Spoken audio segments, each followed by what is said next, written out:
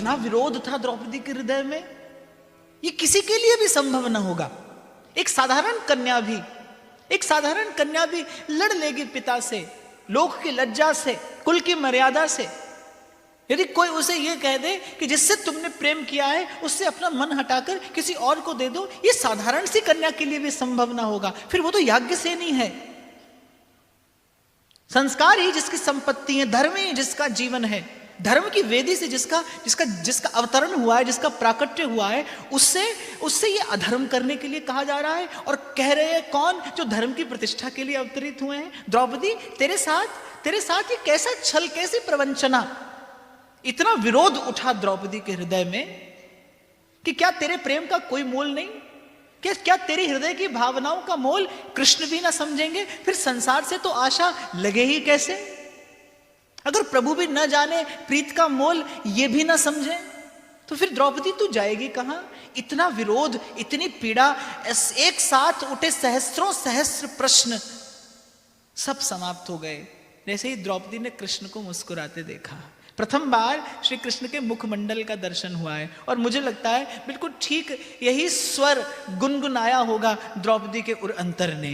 हो तेरी मंद मंद मुस्कनिया पे, तेरी मंद मंद मुस्कनिया पे, बलिहार प्यारे जू, मैं बलिहार प्यारे जू, मैं बलिहार प्यारे जू, बलिहार प्यारे जू, मैं बलिहार प्यारे जू, बलिहार प्यारे जू, मैं बलिहार प्यारे जू, बलिहार प्यारे जू।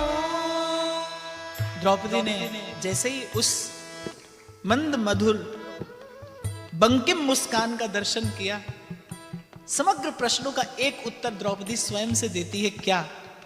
कि अरे पांचाली, इस मुस्कुराते मुख से जो वाक्य अभी तेरे लिए प्रकट हुआ है, उस पर तेरे जैसे अनेकों जीवन भी न्यौछावर कर दिए जाएं तो कम है। क्या क्षति है, क्या क्षति है ये बनमाला जो तू उनके हृदय पर धारण कराने के लिए संजो कर गूंथ कर लाई है। द्रौपदी, कोई क्षति ना होगी यदि प्रेम के अश्रुओं से भिगोकर ये वनमाला तो इन द्वारिकाधीश के श्री चरणों में धर दे, मानो समर्पण कर दे तू अपना जीवन, कि जहां ले चलोगे अब वहीं मैं चलूंगी। और निर्भर हो जा, अपने मन की समस्त इच्छाओं का उत्सर्ग कर दे आज इन चरणों पर। देख कैसी कृपा भरी, कैसी स्नेह भरी दृष्टि से तुझे देखकर ये मंद मंद मुस्कुरा रहे हैं। इस बाकी झांकी पर क्या हो जो न्यौछावर किया जाए। द्रौपदी, रख दे एक और अपने जीवन के सब सुख दुख, छोड़ ये आकाश पाताल के विषय में सोचना, और आज एक बार अपना सर्वस्व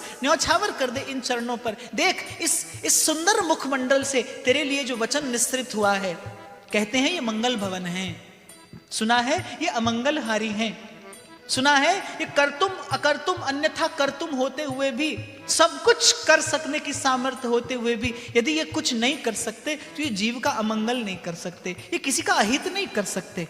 ये मंगल भवन है, इनके मुख से तेरे लिए जो वचन निस्सृत हुआ है, एक बार रख दे अपना मन इनके चरणों में और कहे इनसे कि द्रौपदी समर्पिता है तुम्हारे चरणों में।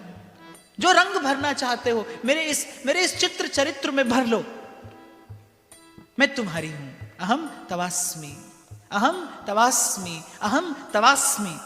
त्रिकाल वचन लिया द्रौपदी ने अपनी अंतरात्मा से, और वो बनमाला जो श्री कृष्ण के कंठ में धारण कराने के लिए द्रौपदी लाई थी, भिगो दिया था द्रौपदी के प्रेमाश्रुओं ने। करुणासिक्त नेत्र झर रहे थे और श्री कृष्ण देख रहे हैं ये झांकी।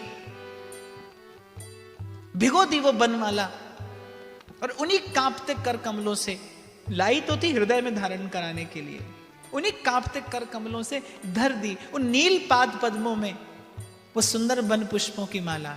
कहते कहते इन युगल चरण पे मैं जाऊं, इन युगल चरण पे मैं जाऊं, बलिहार प्यारे जू, मैं बलिहार प्यारे जू, मैं बलिहार प्यारे जू, मैं बलिहार प्यारे जू, मैं बलिहार प्यारे जू, बलिहार